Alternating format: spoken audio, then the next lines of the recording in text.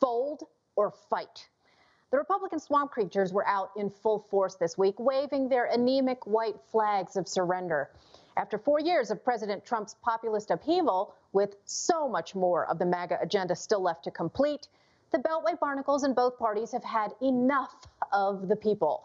They're ready to get back to establishment business as usual, back scratching, compromising, capitulating, and carrying water for special interests.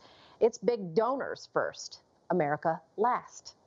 Watch here as Senate Majority Leader Mitch McConnell heaps praise on his fellow entrenched Senate colleague Joe Biden. And then, if you can stand it, watch McConnell flash a proud grin while celebrating lifelong political climber Kamala Harris as the first female vice president.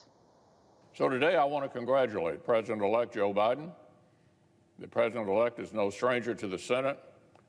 He's devoted himself to public service for many years. I also want to congratulate the Vice President-elect, our colleague from California, Senator Harris. Beyond our differences, all Americans can take pride that our nation has a female Vice President-elect for the very first time. So weak, so smarmy, so cringe. For decades, grassroots conservatives have voted the surrender caucus of the GOP back into office again and again while expecting different results. You see this meme here? Charlie Brown is the conservative base. Lucy is the GOP swamp. And that football is every promise to the rank and file on the right every single time. These swamp creatures rake in your hard-earned campaign donations now, but they'll abolish the behemoth Federal Department of Education later. They ask you to volunteer for the party now, but they'll defund NPR and Planned Parenthood later. They beg you to protect their majority now, but they'll secure the border later. Repeal Obamacare later. Repeal Section 230 and regulate big tech later. This week, the Lucy Van Pelt Republicans held out another prank football for Charlie Brown conservatives, vowing to end voter fraud at a Senate hearing. Not now, but sometime in the future, later. But the fraud happened.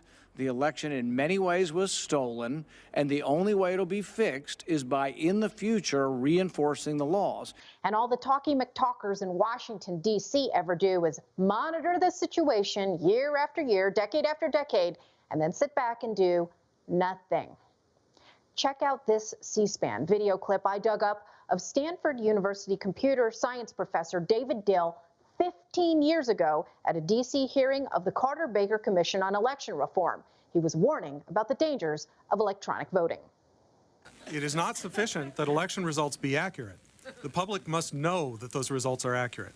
That can only be achieved by making election processes as transparent as possible. Unfortunately, paperless e-voting technology is almost totally opaque.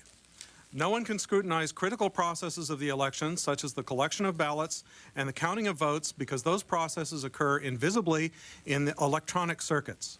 Voters have no means to confirm that the machines have recorded their votes correctly, nor will they have any assurance that their votes won't be changed at some later time. In addition to local disasters because of flaky electronic voting machines, we collected hundreds of reports from all over the country of odd voting machine behavior, including machines that selected the wrong candidate and machines that were sporadically left candidates off of the ballots. The vast majority of these problems have been left uninvestigated and unresolved. Our democracy is too precious to entrust to an ill-conceived and flawed technology. I hope you will recommend that we avoid doing so. Thank you. That was in 2005. It's 2020.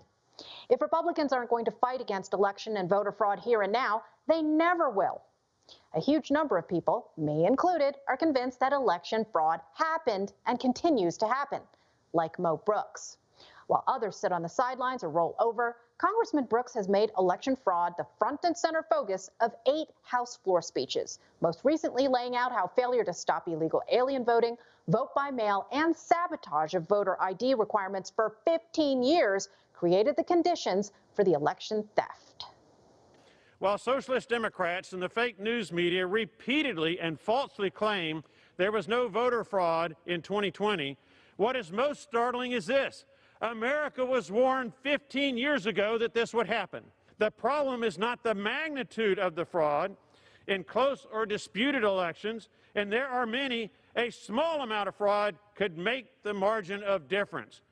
How prophetic. On January 6, 2021, I have a choice. I can ignore truth, surrender to socialism, and accept electoral college submissions from states with election systems so badly flawed as to render their vote submissions unreliable, untrustworthy, and unworthy of acceptance. Or I can fight for America and move to reject them. I can't speak for anyone else, but as for me, Mo Brooks of Alabama's 5th Congressional District, I choose to fight for America. Fold or fight? I choose fight too. You just watched Newsmax TV, America's fastest growing cable news channel, now in more than 70 million homes. You can get Newsmax TV on your cable system or check your cable guide. And if your system doesn't carry Newsmax, call them, tell them you want Newsmax TV, because we're real news for real people.